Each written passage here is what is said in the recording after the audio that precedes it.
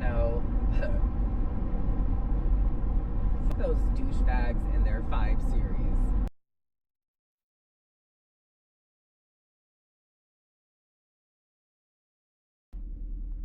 All right, hey guys, so we are in the Jaguar S-Type 4.2,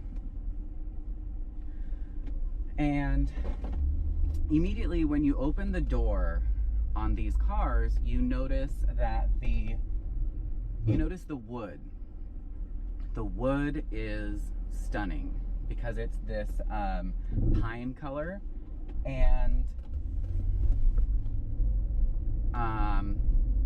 then you notice, of course, the leather, the way that it's appointed.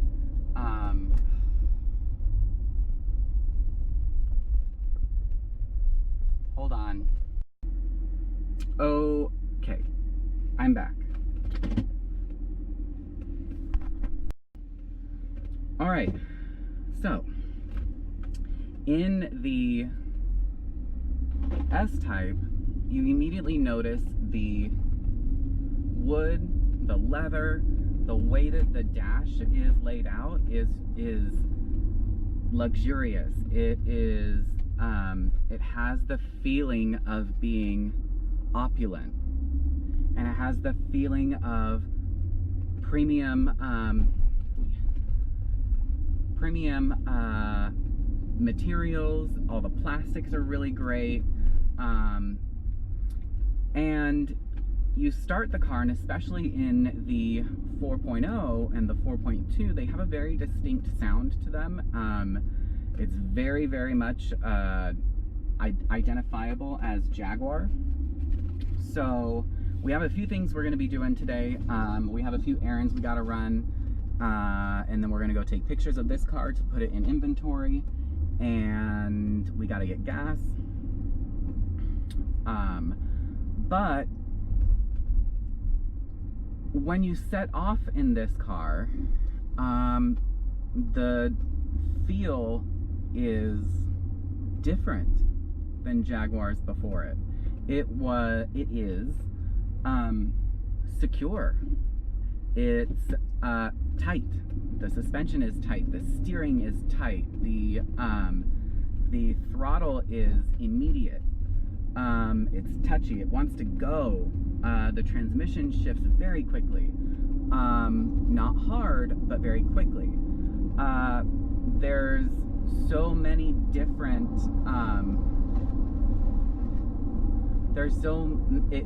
this car set itself apart from the Jaguars before it in so many different ways that they're almost too numerous to list, but hopefully I'll go through most of them. So this car, or the Lincoln LS, as well as the S-Type, were criticized very heavily for their braking system being numb. As a matter of fact, it was more responsive than the competition, and it braked sooner, or the car stopped sooner than the competition. But it does take some getting used to, absolutely. I wouldn't say that it's numb. I would say that it's very different than any of the competition. So immediately, as you're driving and as you're kind of working with the buttons and everything, you notice that in this particular car, it has the navigation system. And I've never had any issues with this navigation setup. It's the first touchscreen, and I want to say the first from the Euros. I don't remember anything before this car having a touchscreen navigation system. Now, did it navigate well? I'm not sure. I don't use it. Usually in this generation, the navigation came with the fancy sound system. So for me, it was always a no-brainer. You got to get the navigation because you get the good sound system. This one does have the Alpine audio. It's great. The treble is perfect. The bass is a little lacking until you get higher up in the volume, but whatever. The air conditioner, of course, is a Jaguar, so the air conditioner is going to be brilliant. And it's the passenger side. I always get mixed up between cars and which car has the gas tank on what side. And for the longest time, I would pull my car up to the passenger side because I just always assumed that Euro cars had, mostly all of them had the gas tank on the passenger side. But I will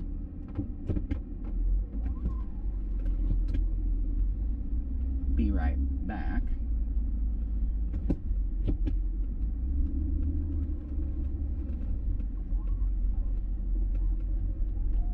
We gotta go put gas real quick. All right, got done putting gas.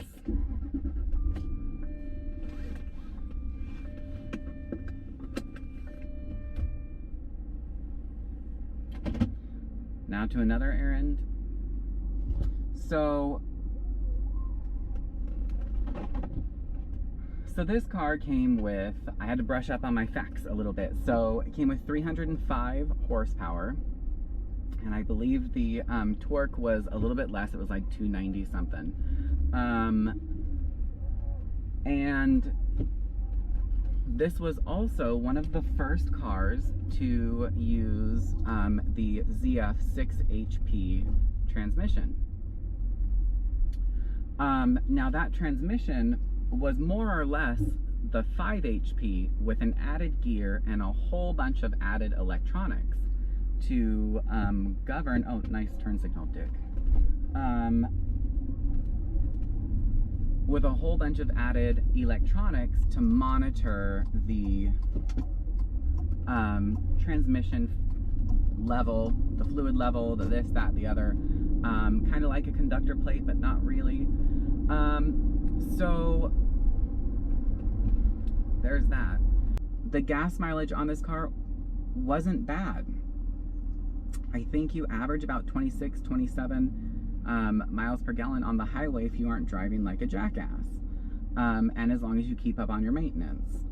Obviously, if your car is struggling to run, or struggling with friction, or struggling in any way, oh gosh, where's my dash cam? A Toyota Sienna minivan just drove over the center divide trying to make a U-turn. Anyways, so now the issues that these cars came with, I will get into in a second because we're pulling up to our second errand stop and then we're going to be pretty much done. So we can just finish up.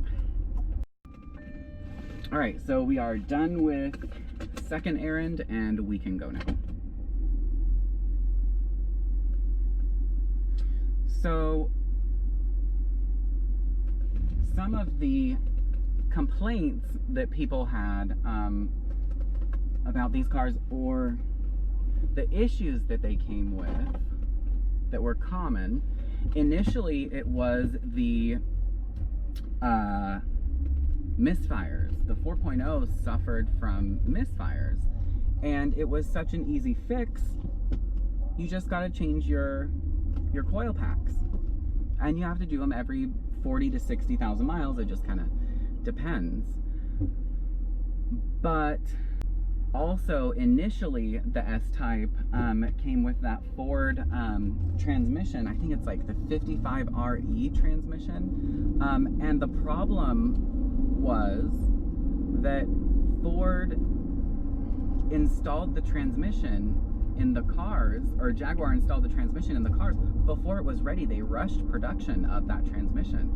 So it had obvious pre-production issues and quality control issues that they could have ironed out through the testing phase. It had barely even been tested.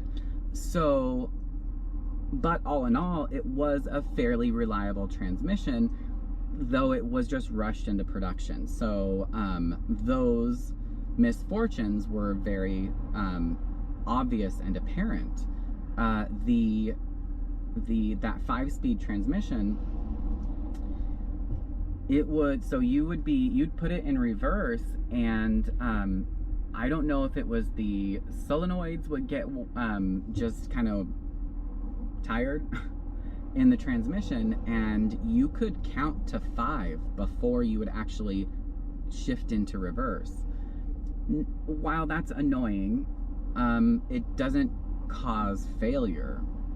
But there was an issue also with the traction. There's a traction control sensor that was actually in the transmission, and it was very expensive to repair and replace. And it would just cause the traction control light on the dash to always be illuminated. Well, obviously that's a problem on a car that you spend as much money on as you do the Jaguar S-Type, because it was not a cheap car. It was actually pretty expensive in comparison to its competition. So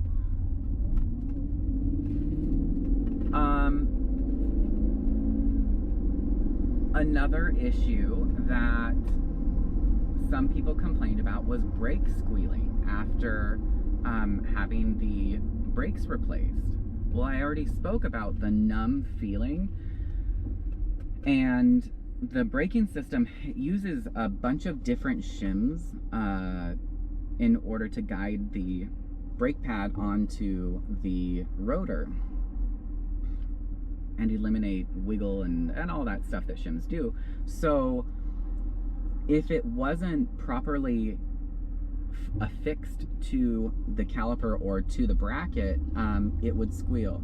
So I have found that I have always had to go through with a very high temperature silicone or some sort of temporary but kind of permanent adhesive for the for those shims, because even if you grease them with brake caliper grease, it's still going to squeak after a certain period of time.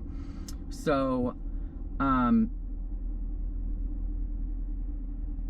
so it's just something to navigate if you are interested in these cars. And of course, all of my videos are I aim them to be informative so that you can make a educated decision what car you want. So engines in these cars are actually relatively durable. Their weak point is the cooling system. So the expansion tank is an absolute weak point. You don't want to hit any potholes like I did last time. So the expansion tank is absolutely a weak point. The radiators, for some reason, I'm not entirely sure why, but the radiators on these cars like to crack right at the top where the expansion tank is, or at the gooseneck where the return hose is at. And one of the things that I really like about this car and about Jaguars in general is you never can tell the speed that you're going. So right now we're going 80 miles an hour, and the only way we would know is the fact that we're passing traffic. I like that. There's a certain amount of refinement that comes with a Jaguar. Maseratis and Jaguars have personality. Ooh. See, again, right there, I'm going 90 miles an hour, didn't even notice. Where's that cruise control? Oh, right in front of me.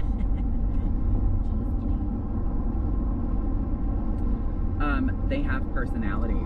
And, but the difference, there's a big difference between the Maseratis and the Jaguars.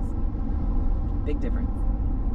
And that difference is that Jaguars have a soul. It's like they're living. And it's just some magic that Jaguar does to their cars. I don't know necessarily about the brand new ones, but it's a different type of soul that comes in the older ones. And when you really give it gas and you just step on it, the V8 screams. You hear the V8 coming. We'll do it eventually. Don't worry. You hear the V8 coming. And if you know cars, you will know the sound of a Jaguar V8. Kind of like if you know cars, you know the sound of a BMW inline 6. The inline 6 from BMW, it's an induction sound. It's a very distinct BMW induction sound. That's a car working hard. But this is different. This is a car, or this would be an engine that is alive and it's stretching its legs, and which isn't common that people who buy Jaguars really do, but it can be done. I've had actually somebody recently ask me, what type of clientele would you say comes in and buys Jaguars from you? Are they older? Are they, middle-aged? So, oddly, all of my Jaguars that I've sold have been to younger people who don't want a 5 Series because everybody and their mother has one. People who don't want a Mercedes-Benz because they don't want the Mercedes-Benz issues. People who know, boy, this road is bumpy. Okay, so that takes us back to the suspension on these cars. They were tight. They were very precise suspensions, but they weren't so hard like a 5 Series that you got a bunch of crashes and bangs, and that never happened. But they were very tight. They didn't have any type of air suspension. It was just traditional struts. And it was nice. One of my favorite things about these cars is the suspension. They did suffer from the bushings failing, and then you would just get clacking noises over little bumps. Jaguars, every brand, every manufacturer cuts their corners. Jaguar's no different. Don't get it twisted. Jaguar's no different. They absolutely cut corners. But where they cut corners is very distinctly Jaguar, and you can identify it quickly. And on the newer ones, it's a little bit different. So sometimes in some of the plastics on this chassis, some of the plastics were just a little weak. The mirror, the rear view mirror on the early S-Type was a Ford mirror, and it had a compass and a thermometer or a thermostat in the mirror, and it would discolor. It's just what it did. Okay, I have had to start and stop this video so many times, so the camera just overheated, so I had to move you guys. Had to move your eyeball, sorry. So the mirror would discolor. I went over that. That was a pretty easy fix. What else was an issue? Bushings, the transmission sensor, the traction control sensor initially. So after the update, Jaguar updated the electronics, Jaguar updated the transmission. They kind of gave that Ford transmission the boot and updated the engine. The cooling system on the 4.2 was updated. I mean, it's okay. I much prefer working on the, ooh, man, this Lexus came up on me like I was looking for parking. What is it anyways? I think it's an IS 250 or something like that. Oh, my brain is gone today.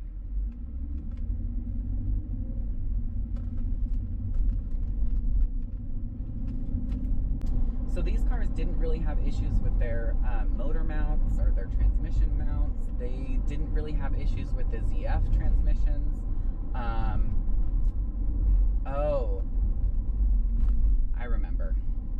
They had issues with their heater control valves. They called it something else, but that's what it was. And it would get stuck either open or closed.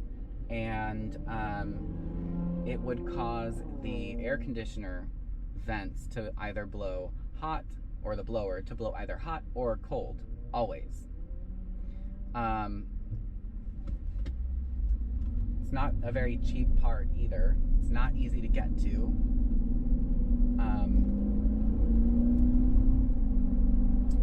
And they all went out. All of them. Everyone.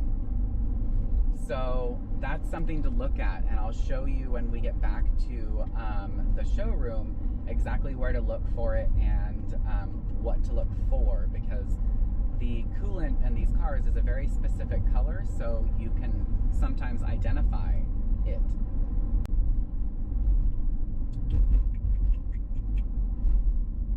That's it. There wasn't a whole lot of things that were negative about these cars. Now, why do I like them? Because I like the feel. I like the culture of Jaguar. Jaguar is one of my favorite brands.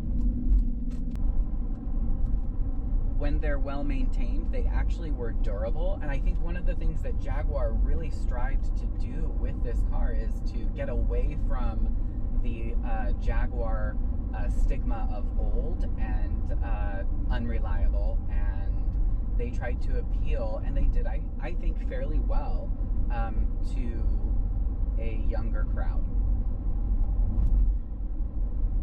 I really like the suspension. I've already said that. I love the steering. The steering on Jaguars, I feel like always is brilliant. They, you point them and they go.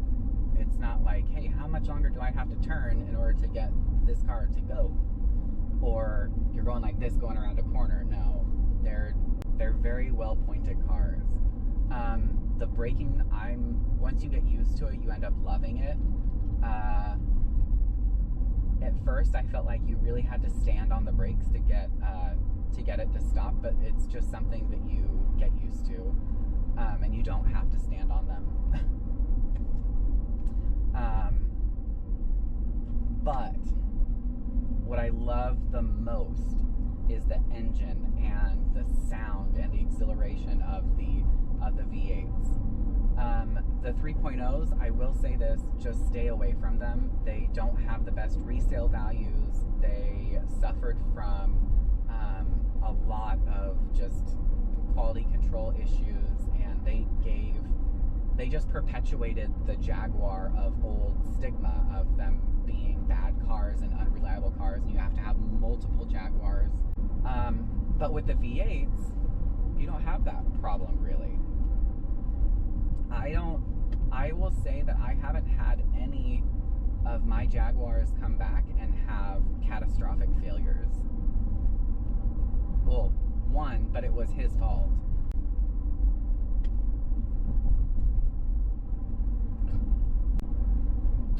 So, last time I was here, they were doing construction, and this time, they're doing construction on the middle lane instead of that side. Oh, they're filling potholes. Thanks, guys. Appreciate it. So we're at the beach now. We're going to take pictures of this car. We will continue this on our drive back. All right. So here we are, taking the Jaguar, the train.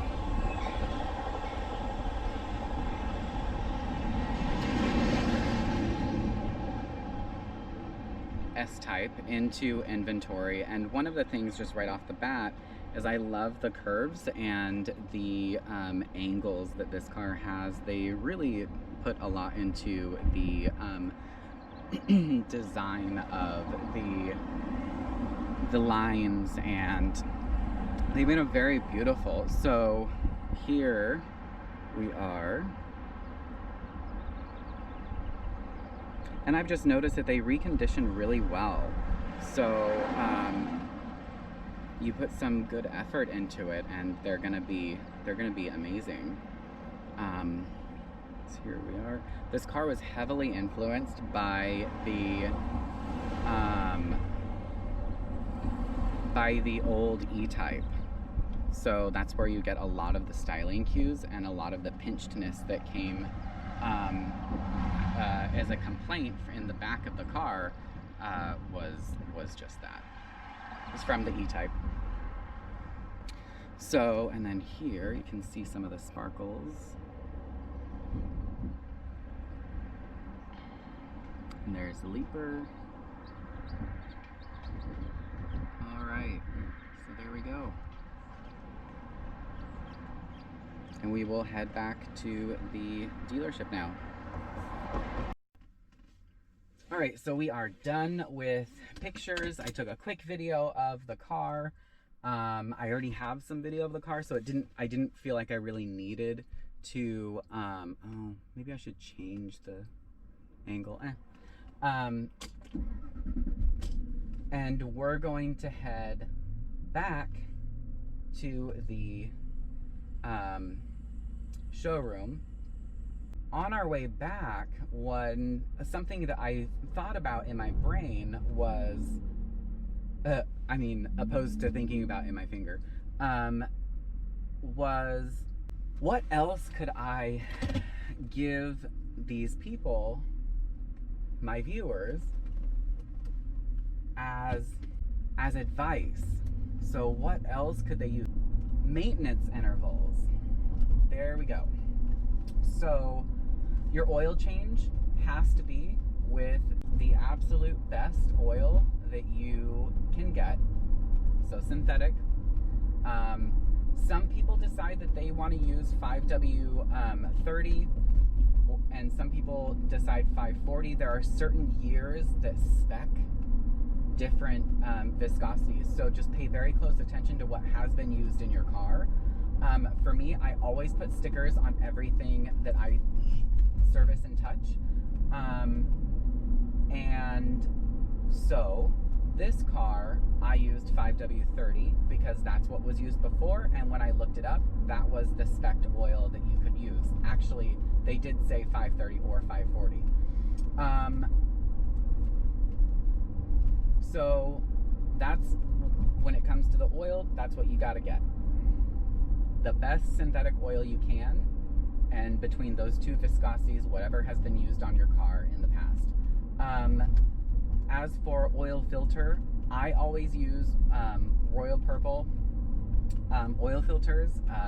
They have just done a lot of research on those filters, and they have gotten just rave reviews on their filter capacity. And they actually say, well, yeah, their filter capacity.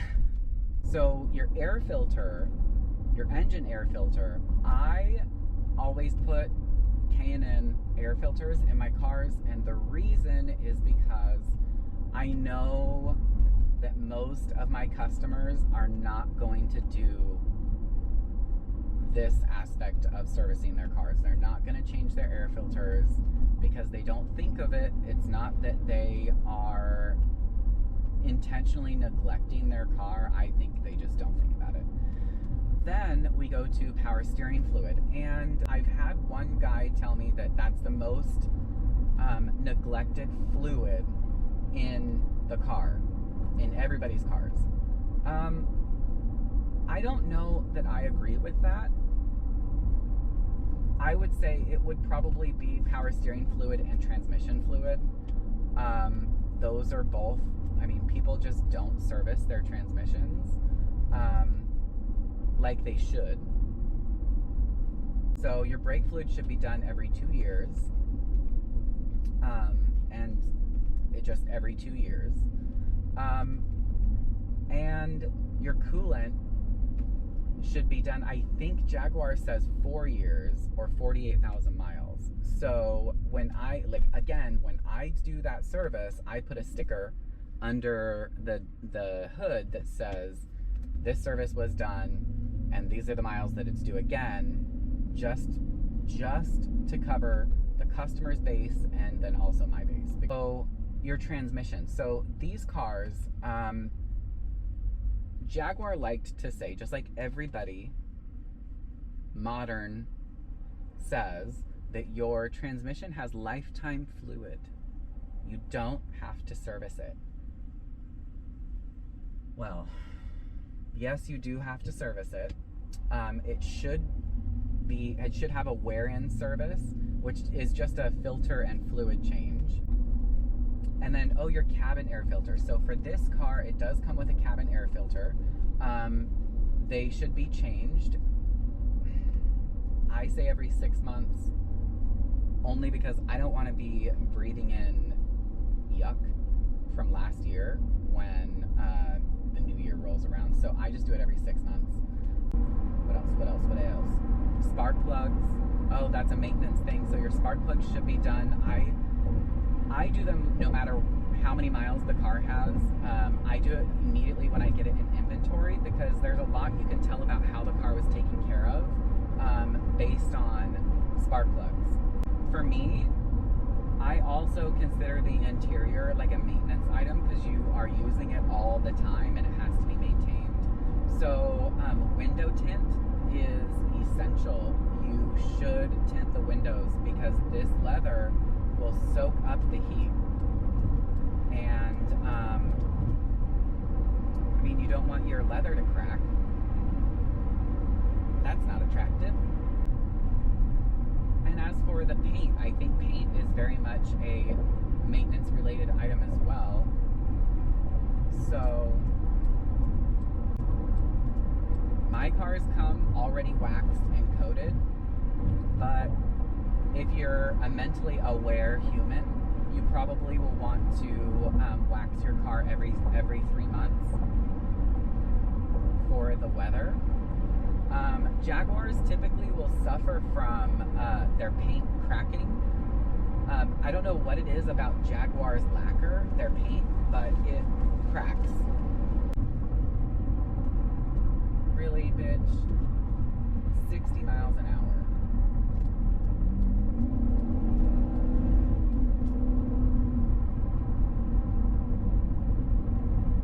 So the acceleration on these cars is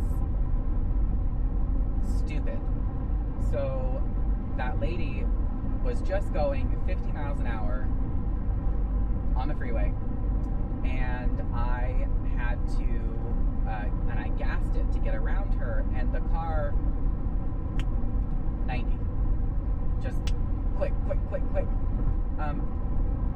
It's one of my favorite things about these cars, and I think it always will be, because just the sound of these engines it's exhilarating in a different way than the Quattroporte's sound is exhilarating. There's going to be cost with every car.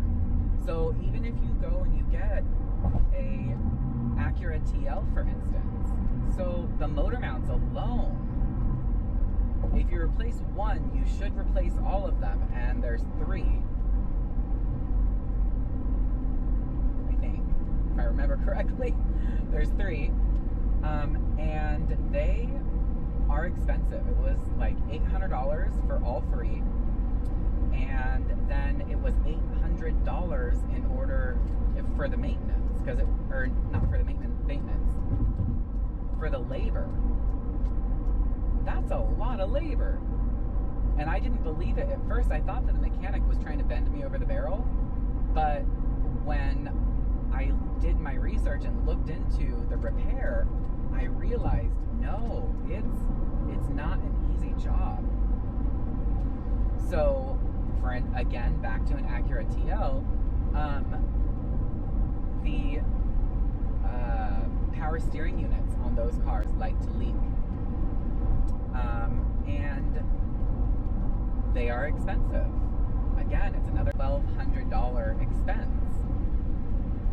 Well, there isn't very many expenses on here that you've heard me say $1,200 or more than $1,000. You have to weigh what cars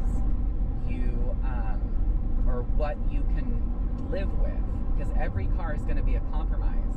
And BMW people are some of my favorite because they go into buying their BMWs knowing exactly what they're going to have to do anyways. So they don't really care. They just want their BMW. Just give them their BMW. I like that. I like it when somebody knows exactly what they want and they tell you when they come to buy the car. I want It makes it so much easier for everybody. So, anyways, it all comes down to what makes you happy. Does driving a car that feels alive, that feels like it has a personality, that feels like it has soul, is that what you want? Because then this car will be your dream car. Or, I don't know, a Quattroporte may not be, it just depends on your budget. But if that's what you want, if that's what you're looking for in a car, then you'll love this car. If you're looking for something that's reliable, but you're very mindful of your car, if you're looking for something that's able to perform when you want it to perform, if you want a car that's sporty, but also luxurious, and a little bit of a wolf in sheep's clothing, then this would be the car for you. If you want a car that, and you feel like like engine note is important to you, and a good engine tone and a good throat puts a smile on your face, and if you feel like, those douchebags in their 5 Series that pull up next to you and just kind of zip around everybody. If that's you, then you'll love this car because you'll take off on a 5 Series.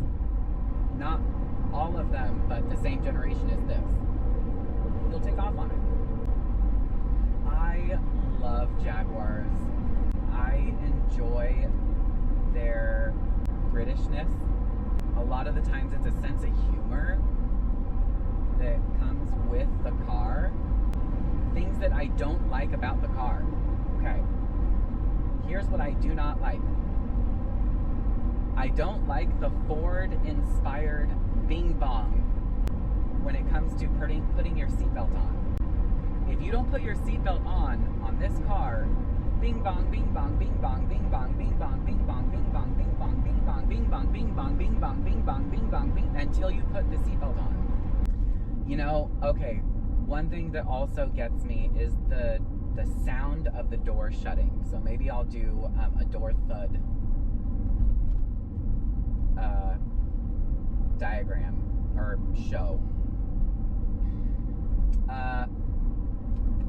It sounds very, very similar to the 90s Mercury Grand Marquis and Ford Crown Victoria.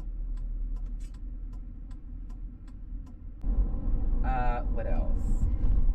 Oh, we will test the acceleration here in a second. Hopefully from a stop. Okay, ready? Here we go.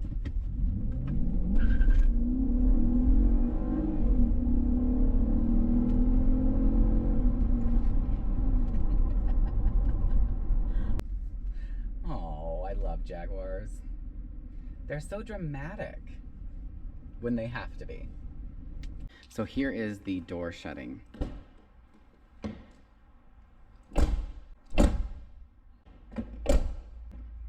Or almost like Ford Explorer sounding. 90s Ford Explorer sounding. It's not a bad thing. It's nothing that would deter me from buying the car if that's what if I came in on.